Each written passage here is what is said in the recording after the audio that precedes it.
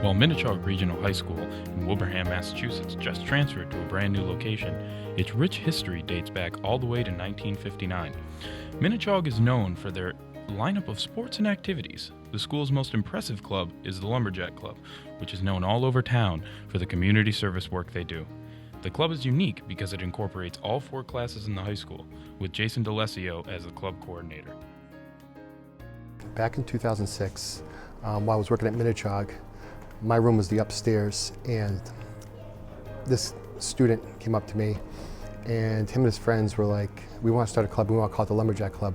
They didn't really have too much of a game plan behind it, they just wanted to start it, so I said, well, I've always wanted to start something with community service.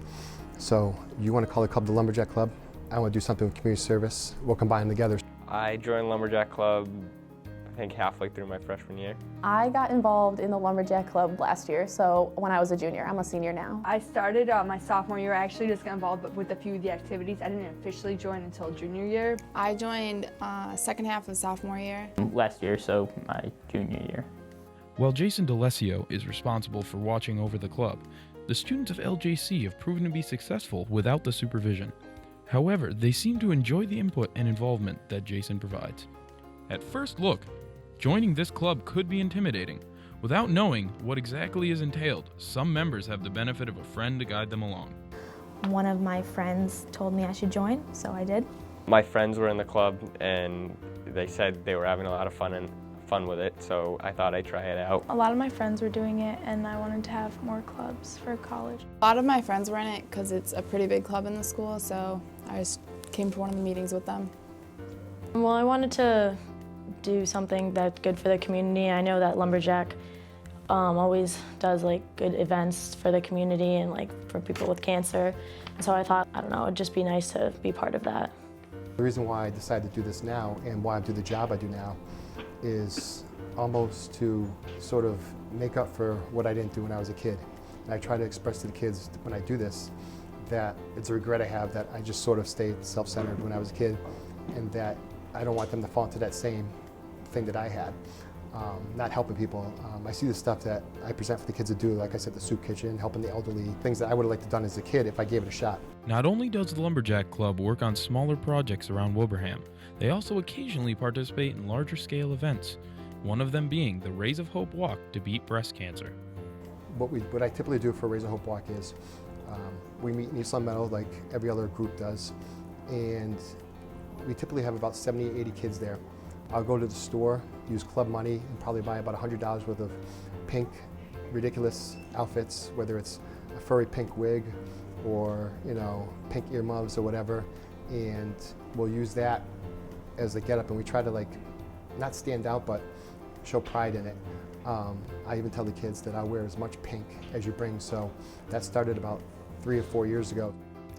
I like the Rays of Hope Walk, to be honest. It's one of our bigger ones, but I like it because I like the atmosphere of it. I like how like you go there and it's such a positive environment. There's a lot of people that like come together and they all walk for a good cause.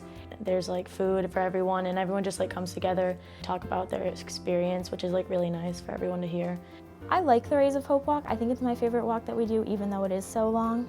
It's interesting because both years I've done it, I haven't actually, I've walked with the club, but I always get separated from the club. And so it's interesting getting immersed in other groups that are walking and hearing their stories and meeting people who've survived cancer, who are going through it. And like I said, with the Lorraine Soup Kitchen thing, that stuff really strikes home with you. These students make a commitment to the club, despite participating in sports and other activities. The students always find time to put all they have into the LJC.